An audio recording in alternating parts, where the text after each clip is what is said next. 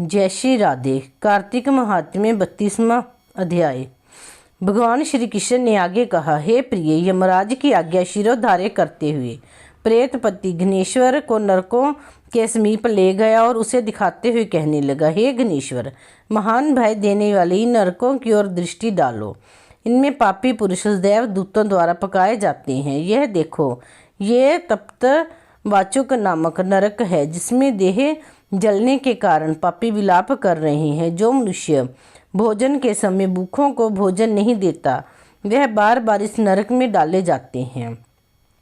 वह प्राणी जो गुरु, अग्नि, ब्राह्मण, गो, वेद और राजा इनको लात मारता है, वे भयंकर नरक अतिशय पापों के करने पर मिलता है। आगे देखो, यह दूसरा नरक है, जिसका नाम अंधितामिस्र है। इन पापियों को सुई की भांति मुख वाले तमोत नामक कीड़े काट रहे हैं। इस नरक में दूसरों का दिल दुखाने वाले पापी गिराए जाते हैं। यह तीसरा नरक है, जिसका नाम क्रके है। इस नरक में पापियों को आरे से चीरा जाता है। ये नरक भी असीम, त्रवन आदि भेदों से 6 प्रकार का होता है। इसमें स्त्री तथा पुत्रों के वियोग कराने वाले मनुष्यों को कड़ाही में पकाया जाता है। 2 प्रयोजनों को दूर करने वाले मनुष्य भी असीमतर नामक नरक में तलवार की धार से काटे जाते हैं और कुछ भेड़ियों के डर से भाग जाते हैं। अब अर्गल नामक यह चौथा नरक देखो, इसमें पापी विभिन्न प्रकार से चिल्लाते हुए इधर उधर भाग रहे हैं। यह नरक भी वध आदि भेदों से 6 प्रकार का है। अब तुम यह 5वां नरक देखो, जिसका नाम कूटशालमल्य है। इसमें अंगारों की तरह कष्ट देने वाले बड़े बड़े कांटे लगे हैं। यह नरक भी यातना आदि भेदों से 6 प्रकार का है। इस नरक में पर स्त्री गमन करने वाले मनुष्य डाले जाते हैं। अब तुम यह 6ठा नरक देखो, उल्वन नामक नरक में सिर नीचे करके पापियों को लटकाया जाता है। जो लोग बख्शे का विचार नहीं करते, दूसरों की निंदा और चुगली करते हैं, वे इस नरक में डाले जाते हैं। दुर्गंध भेद से यह नरक भी 6 प्रकार का है। यह 7वां नरक है, जिसका नाम कुंभी पाक है। यह अत्यंत भयंकर है और यह भी 6 प्रकार का है। इसमें महापातकी मनुष्यों को पकाया जाता है। इस नरक में सहस्त्रों वर्षों तक यातना भोगनी पड़ती है। यही रौरव नरक है। जो पाप इच्छा रहित किए जाते हैं वह सूखे हैं, और जो पाप इच्छा पूर्वक किए जाते हैं वे पाप अर्ध कहलाते हैं। इस प्रकार शुक और अर्ध भेदों से यह पाप 2 प्रकार के होते हैं। इसके अलावा और भी अलग अलग 84 प्रकार के पाप हैं। अपक्रीन, पाड़कते, मलिनीकरण, जाति भ्रंकरण, पातक। जो मनुष्य जैसा कर्म करता है उसे इन 7 नरकों में उसके पाप कर्मों के अनुसार पकाया जाता है। चूंकि तुम्हें कार्तिक व्रत करने वाले प्रभु भक्तों का संसर्ग प्राप्त हुआ था, उससे पुण्य की वृद्धि हो जाने के कारण ये सभी नरक तुम्हारे लिए निश्चय ही नष्ट हो गए हैं। इस प्रकार ईश्वर को नरक का दर्शन कराकर प्रेतराज उसे यक्ष लोक में ले गया, जहाँ जाकर उसे वहाँ का राजा बना दिया। वहीं कुबेर का अंचर धनक्षय के नाम से प्रसिद्ध हुआ। बाद में महर्षि विश्वामित्र ने उसके नाम पर तीर्थ बनवाया था। कार्तिक मास का व्रत महाफल देने वाला है। इसके समतुल्य अन्य कोई दूसरा पुण्य कर्म नहीं है। जो भी मनुष्य इस व्रत को करता है तथा व्रत करने वाले का दर्शन करता है, उसे मोक्ष की प्राप्ति होती है। कार्तिक महात्म्य 32वां अध्याय समाप्त। कार्तिक महात्म्य 33वां अध्याय। सूत जी ने कहा, इस प्रकार अपनी अत्यंत प्रिय सत्यभामा को यह कथा सुनाकर भगवान श्री कृष्ण संध्योपासना करने के लिए माता के घर गए। यह कार्तिक मास का व्रत भगवान विष्णु को अति प्रिय है तथा भक्ति प्रदान करने वाला है। रात्रि जागरण, प्रातःकाल का स्नान, तुलसी वट सिंचन, उद्यापन और दीपदान, यह 5 कर्म भगवान विष्णु को प्रसन्न करने वाले हैं। इसीलिए इसका पालन अवश्य करना चाहिए। ऋषि बोले, भगवान विष्णु को प्रिय, अधिक फल को प्राप्त कराने वाले, शरीर के प्रत्येक अंग को प्रसन्न करने वाले कार्तिक महात्म्य आपने हमें बताया। यह मोक्ष की कामना करने वालों अथवा भोगों की इच्छा रखने वाले मनुष्यों को यह व्रत अवश्य करना चाहिए। इसके अतिरिक्त हम आपसे एक बात पूछना चाहते हैं कि यदि कार्तिक मास का व्रत करने वाला मनुष्य किसी संकट में फंस जाए या वह किसी वन में हो या व्रती किसी रोग से ग्रस्त हो जाए तो उस मनुष्य को कार्तिक व्रत को किस प्रकार करना चाहिए, क्योंकि कार्तिक व्रत भगवान विष्णु को अत्यंत प्रिय है और इसे करने से मुक्ति एवं भक्ति प्राप्त होती है, इसीलिए इसे छोड़ना नहीं चाहिए। श्री सुत जी ने इसका उत्तर देते हुए कहा, यदि कार्तिक का व्रत करने वाला मनुष्य किसी संकट में फंस जाए तो वह हिम्मत करके भगवान शंकर या भगवान विष्णु के मंदिर जो भी पास हो उसमें जाकर रात्रि जागरण कर। यदि व्रती घने वन में फंस जाए तो फिर पीपल के वृक्ष के नीचे या तुलसी के वन में जाकर जागरण करे। भगवान विष्णु की प्रतिमा के सामने बैठकर विष्णु जी का कीर्तन करे। ऐसा करने से सहस्त्रों गायों के दान के समान फल की प्राप्ति होती है। जो मनुष्य विष्णु जी के कीर्तन में बाजा बजाता है उसे वाजपेयी यज्ञ के समान फल की प्राप्ति होती है और हरि कीर्तन में नृत्य करने वाले मनुष्यों को सभी तीर्थों के स्नान करने का फल प्राप्त होता है। किसी संकट के समय या रोगी हो जाने और जल ना मिल पाने की स्थिति में केवल भगवान विष्णु के नाम मात्र से मार्जन ही कर ले। यदि उद्यापन ना कर सके तो व्रत की पूर्ति के लिए केवल ब्राह्मणों को प्रसन्न होने के कारण विष्णु जी प्रसन्न रहते हैं। यदि मनुष्य दीपदान करने में असमर्थ हो तो दूसरे के दीप की वायु आदि से भली भांति रक्षा करे। यदि तुलसी का पौधा समीप ना हो तो वैष्णव ब्राह्मण की ही पूजा कर ले, क्योंकि भगवान विष्णु सदैव अपने भक्तों के समीप रहते हैं। इन सबके ना होने पर कार्तिक का व्रत करने वाला मनुष्य ब्राह्मण, गो, पीपल और वट वृक्ष की श्रद्धा पूर्वक सेवा करे। शौनक आदि ऋषि बोले, आपने गो तथा ब्राह्मणों के समान पीपल और वट वृक्ष को बताया है और सभी वृक्षों में पीपल तथा वट वृक्ष को ही श्रेष्ठ कहा है, इसका कारण बतलाइए। सुत जी बोले, पीपल भगवान विष्णु का और वट भगवान शंकर का स्वरूप है। पलाश ब्रह्मा जी के अंश से उत्पन्न हुआ है। जो कार्तिक मास में उसके पत्तल में भोजन करता है वह भगवान विष्णु के लोक में जाता है। जो इन वृक्षों की पूजा, सेवा एवं दर्शन करते हैं उनके सभी पाप नष्ट हो जाते हैं। ऋषियों ने पूछा, हे प्रभु, हम लोगों के मन में एक शंका है कि ब्रह्मा, विष्णु और शंकर वृक्ष स्वरूप क्यों हुए? कृपा आप हमारी इस शंका का निवारण कीजिए। सूत जी बोले, प्राचीन काल में भगवान शिव तथा माता पार्वती विहार कर रहे थे। उस समय उनके विहार में विघ्न उपस्थित करने के उद्देश्य से अग्निदेव ब्राह्मण का रूप धारण करके वहां पहुंचे। विहार के आनंद के वशीभूत हो जाने के कारण कुपित होकर माता पार्वती ने सभी देवताओं को शाप दे दिया। माता पार्वती ने कहा, हे देवताओं, विषय सुख से कीट पतंगे तक अनभिज्ञ नहीं है। आप लोगों ने देवता होकर भी उसमें विघ्न उपस्थित किया है, इसीलिए आप सभी वृक्ष बन जाओ। सुत जी बोले, इस प्रकार कुपित पार्वती जी के शाप के कारण समस्त देवता वृक्ष बन गए। यही कारण है कि भगवान विष्णु पीपल और शिवजी वट वृक्ष हो गए। इसलिए भगवान विष्णु का शनि देव के साथ योग होने के कारण केवल शनिवार को ही पीपल को छूना चाहिए, अन्य किसी भी दिन नहीं छूना चाहिए। कार्तिक महात्म्य 32वां अध्याय समाप्त। कार्तिक महात्म्य 34वां अध्याय शुरू। ऋषियों ने पूछा, हे सुत जी, पीपल के वृक्ष को शनिवार के अलावा सप्ताह के शेष दिनों में पूजा क्यों नहीं जाता? सुत जी बोले, हे ऋषियों, समुद्र मंथन करने से देवताओं को जो रत्न प्राप्त हुए उनमें से देवताओं ने लक्ष्मी और कौस्तुभ मणि भगवान विष्णु को समर्पित कर दी थी। जब भगवान विष्णु लक्ष्मी जी से विवाह करने के लिए तैयार हुए तो लक्ष्मी जी बोली, हे प्रभु, जब तक मेरी बड़ी बहन का विवाह नहीं हो जाता तब तक मैं छोटी बहन आपसे किस प्रकार विवाह कर सकती हूँ। इसीलिए आप पहले मेरी बड़ी बहन का विवाह करा दें, उसके बाद आप मुझसे विवाह कीजिए। यही नियम है जो प्राचीन काल से चला आ रहा है। सुत जी ने कहा, लक्ष्मी जी के मुख से ऐसे वचन सुनकर भगवान विष्णु ने लक्ष्मी जी की बड़ी बहन का विवाह उद्दालक ऋषि के साथ संपन्न करा दिया। लक्ष्मी जी की बड़ी बहन अलक्ष्मी जी बड़ी कुरूपा थी। उसका मुख बड़ा, दांत चमकते हुए, उसकी देह वृद्धा की भांति, नेत्र बड़े बड़े और बाल रूखे थे। भगवान विष्णु द्वारा आग्रह किए जाने पर ऋषि उद्दालक उसके विवाह करके उसे वेद मंत्रों की ध्वनि से गुंजाते हुए अपने आश्रम में ले आए।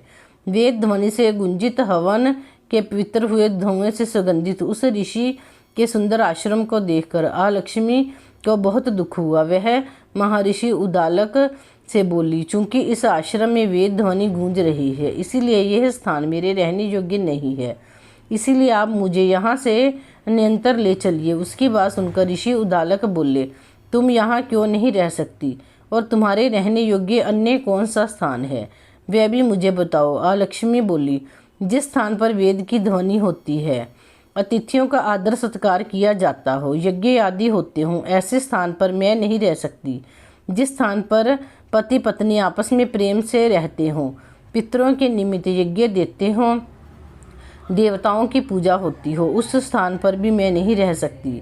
जिस स्थान पर वेदों की ध्वनि ना हो, अतिथियों का आदर सत्कार ना हो, यज्ञ ना होते हों, पति पत्नी आपस में कलेश करते हों, पूज्य वृद्धों सतपुरुषों तथा मित्रों का अनादर होता हो, जहाँ दुराचारी चोर पर स्त्रीगामी मनुष्य निवास करते हों, जिस स्थान पर गायों की हत्या की जाती है, मद्यपान ब्रह्म हत्या आदि पाप होते हैं, ऐसे स्थानों पर मैं प्रसन्नता पूर्वक निवास करती हूँ। सुत जी बोले, अलक्ष्मी के मुख से इस प्रकार के वचन सुनकर उदालक का मन खिन्न हो गया। वे इस बात को सुनकर मौन हो गए। थोड़ी देर बाद वे बोले, ठीक है, मैं तुम्हारे लिए ऐसा स्थान ढूंढ दूंगा। जब तक मैं तुम्हारे लिए ऐसा स्थान ढूंढ ना लूँ, तब तक तुम इसी पीपल के नीचे चुपचाप बैठी रहना। महर्षि उदालक उसे पीपल के वृक्ष के नीचे बैठाकर उसके रहने योग्य स्थान की खोज में निकल पड़े, परंतु जब बहुत समय तक प्रतीक्षा करने पर भी वे वापस नहीं लौटे तो अलक्ष्मी विलाप करने लगी। जब वैकुंठ में बैठी लक्ष्मी जी ने अपनी बहन अलक्ष्मी का विलाप सुना तो वे व्याकुल हो गई। वे दुखी होकर भगवान विष्णु से बोली, हे प्रभु, मेरी बड़ी बहन पति द्वारा त्यागे जाने पर अत्यंत दुखी है। यदि मैं आपकी प्रिय पत्नी हूँ तो आप उसे आश्वासन देने के लिए उसके पास चलिए। लक्ष्मी जी की प्रार्थना पर भगवान विष्णु जी लक्ष्मी जी सहित उस पीपल के वृक्ष के पास गए जहाँ अलक्ष्मी बैठकर विलाप कर रही थी। उसको आश्वासन देते हुए भगवान बोले, हे अलक्ष्मी, तुम इसी पीपल के वृक्ष की जड़ में सदैव के लिए निवास करो, क्योंकि इसकी उत्पत्ति मेरे ही अंश से हुई है और इसमें सदैव मेरा ही निवास रहता है। प्रत्येक वर्ष गृहस्थ लोग तुम्हारी पूजा करेंगे और उन्हें के घर में तुम्हारी छोटी बहन का वास होगा। स्त्रियों को तुम्हारी पूजा विभिन्न उपहारों से करनी चाहिए। मनुष्य को पुष्प, धूप, दीप, गंध आदि से तुम्हारी पूजा करनी चाहिए, तभी तुम्हारी छोटी बहन लक्ष्मी उन पर प्रसन्न होगी। सुत जी बोले, ऋषियों, मैंने आपको भगवान श्री कृष्ण, सत्यभामा तथा पृथु नारद का संवाद सुना दिया है, जिसे सुनने से ही मनुष्य के समस्त पापों का नाश हो जाता है और अंत में वैकुंठ को प्राप्त करता है। यदि अब भी आप लोग कुछ पूछना चाहते हैं तो अवश्य पूछिए, मैं उसे अवश्य कहूँगा। सुत जी के वचन सुनकर शौनक आदि ऋषि थोड़ी देर तक प्रसन्नचित्त वहीं बैठे रहे। तत्पश्चात वे लोग बद्री नारायण जी के दर्शन हेतु चल दिए। जो मनुष्य इस कथा को सुनता है या सुनाता है, इसे संसार में समस्त सुख प्राप्त होते हैं। कार्तिक महात्म्य 34वां अध्याय समाप्त। कार्तिक महात्म्य 35वां अध्याय। इतनी कथा सुनकर सभी ऋषि सुत जी से बोले, हे सुत जी, आप हमें तुलसी विवाह की विधि बताइए। सुत जी बोले, कार्तिक शुक्ल नवमी का द्वापर युग का आरंभ हुआ है, अतः यह तिथि दान उपवास में क्रमश पूर्व व्यापनी तथा पर व्यापनी है, हो तो गह है। इसी तिथि को नवमी से एकादशी तक मनुष्य शास्त्रों तक विधि से तुलसी के विवाह का उत्सव करे तो उसे कन्यादान का फल प्राप्त होता है। पूर्व काल में कनक की पुत्री किशोरी ने एकादशी तिथि में संध्या के समय तुलसी की विवाहिक विधि संपन्न की। इससे वह किशोरी वैद्य दोष से मुक्त हो गई। अब मैं उसकी विधि बतलाता हूँ। 1 तोला स्वर्ण की भगवान विष्णु की सुंदर प्रतिमा तैयार कराएं अथवा अपनी शक्ति के अनुसार आधे या चौथाई तोले की ही प्रतिमा बनवा लें। फिर तुलसी और भगवान विष्णु की प्रतिमा में प्राण प्रतिष्ठा करके षोडशोपचार से पूजा करें। पहले देश काल का स्मरण करके गणेश पूजन करें, फिर पुण्य वाचन कराकर नांदी श्राद्ध करें। तत्पश्चात वेद मंत्रों के उच्चारण और बाजे आदि की ध्वनि के साथ भगवान विष्णु की प्रतिमा को तुलसी जी के निकट लाकर रखें। प्रतिमा को वस्त्रों से आच्छादित करना चाहिए। उस समय भगवान का आह्वान करें, भगवान केशव आइए, हे देव, मैं आपकी पूजा करूंगा, आपकी सेवा में तुलसी जी को समर्पित करूंगा, आप मेरे संपूर्ण मनोरथों को पूर्ण करें। इस प्रकार आवाहन के पश्चात 3 बार अर्घ्य, पाद और विष्टर का उच्चारण करके इन्हें बारी बारी से भगवान को समर्पित करें। फिर आचमनीय पद का 3 बार उच्चारण करके भगवान को आचमन कराएं। इसके बाद कांसे के बर्तन में दही, घी और मधु रखकर उसे कांसे के पात्र से ही ढक दें तथा भगवान को अर्पण करते हुए इस प्रकार कहें, वासुदेव, आपको नमस्कार है, ये मधुपरक ग्रहण कीजिए। तदंतर हरिद्रालेपन और अभंग्य कार्य संपन्न करके गोधूली की वेला में तुलसी और विष्णु का पूजन पृथक पृथक करना चाहिए। दोनों को एक दूसरे के सन्मुख रखकर मंगल पाठ करें। जब भगवान सूर्य कुछ कुछ दिखाई देते हों तब कन्यादान का संकल्प करें। अपने गोत्र और प्रवर का उच्चारण करके आदि की 3 पीढ़ियों का भी अवतरण करें। तत्पश्चात भगवान से इस प्रकार कहें, आदि, मध्य और अंत से रहित त्रिभुवन प्रतिपालक परमेश्वर, इस तुलसी दल को आप विवाह की विधि से ग्रहण करें। यह पार्वती के बीच से प्रकट हुई है, वृंदा की बसा में स्थित रही है तथा आदि, मध्य और अंत से शून्य है। आपको तुलसी बहुत प्रिय है, अतः इसे मैं आपकी सेवा में अर्पित करता हूँ। मैंने जल के घड़ों से सींचकर और अन्य प्रकार की सेवाएं करके अपनी पुत्री की भांति इसे पाला है, पोसा है और बढ़ाया है। आपके प्रिय तुलसी मैं आपको दे रहा हूँ, प्रभु आप इसे ग्रहण करें। इस प्रकार तुलसी का दान करें। फिर उन दोनों अर्थात तुलसी और भगवान विष्णु की पूजा करें। विवाह का उत्सव मनाएं। सुबह होने पर पुनः तुलसी और विष्णु जी का पूजन करें। अग्नि की स्थापना करके उसमें 12 अक्षर मंत्र से खीर, घी, मधु और तिल मिश्रित हवनीय द्रव्य की 108 आहुति दें। स्विष्टिकृत होम करके पूर्ण हुति दें। आचार्य की पूजा करके होम की शेष विधि पूरी करें। उसके बाद भगवान से इस प्रकार प्रार्थना करें, हे प्रभु, आपकी प्रसन्नता के लिए मैंने यह व्रत किया है। जनार्दन, इसमें जो न्यूनता हो वे आपके प्रसाद से पूर्णता को प्राप्त हो जाए। यदि द्वादशी में रेवती का 4था चरण बीत रहा हो तो उस समय पारण ना करें। जो उस समय भी पारण करता है वह अपने व्रत को निष्फल कर लेता है। भोजन के पश्चात तुलसी के स्वतः गलकर गिरे हुए पत्ते को खाकर मनुष्य सब पापों से मुक्त हो जाता है। भोजन के अंत में ऊख, आंवला और बेर का फल खा लेने से उचिष्ट दोष मिट जाता है। तदंतर भगवान का विसर्जन करते हुए कहें, भगवान आप तुलसी के साथ वैकुंठ धाम को पधारें। प्रभु, मेरे द्वारा की हुई पूजा ग्रहण करके आप सदैव संतुष्टि प्राप्त करें। इस प्रकार देवेश्वर विष्णु का विसर्जन करके मूर्ति आदि सब सामग्री आचार्य को अर्पण करें। इससे मनुष्य कृतार्थ हो जाता है। यह विधि सुनाकर सुत जी ने ऋषियों से कहा, हे ऋषि, इस प्रकार जो मनुष्य श्रद्धा पूर्वक सत्य, शांति और संतोष को धारण करता है, भगवान विष्णु को तुलसी दल समर्पित करता है, उसके सभी पापों का नाश हो जाता है और वह संसार के सुखों को भोगकर अंत में विष्णु लोक को प्राप्त करता है। हे ऋषिवर, यह कार्तिक महात्म्य सब रोगों और संपूर्ण पापों का नाश करने वाला है। जो मनुष्य इस महात्म्य को भक्ति पूर्वक पढ़ता है और जो सुनकर धारण करता है वह सब पापों से मुक्त हो भगवान विष्णु के लोक में जाता है। जिसकी बुद्धि खोटी हो तथा जो श्रद्धा हो, ऐसे किसी भी मनुष्य को ये महात्म्य नहीं सुनाना चाहिए। इति श्री कार्तिक मास महात्म्य 35वां अध्याय समाप्त। जय श्री कृष्ण। जय श्री कृष्ण। जय श्री राधे।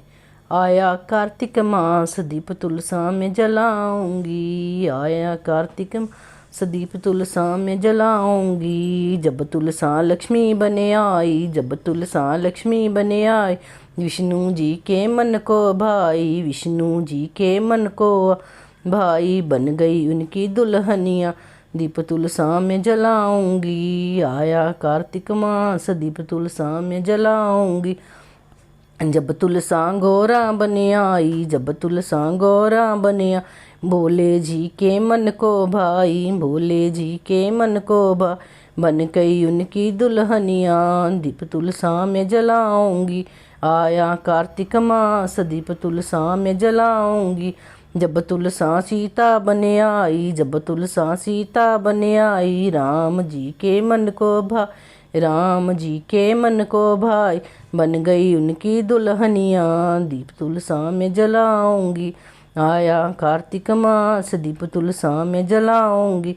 जब तुलसा राधा बने आई, जब तुलसा राधा बने आई, कान्हा जी के मन को भाई, कान्हा जी के मन को भाई। बन गई उनकी दुल्हनिया दीप तुलसा में जलाऊंगी। आया कार्तिक मास दीप तुलसा में जलाऊंगी। जय श्री राधे। कार्तिक मास की जय, तुलसा महारानी की जय।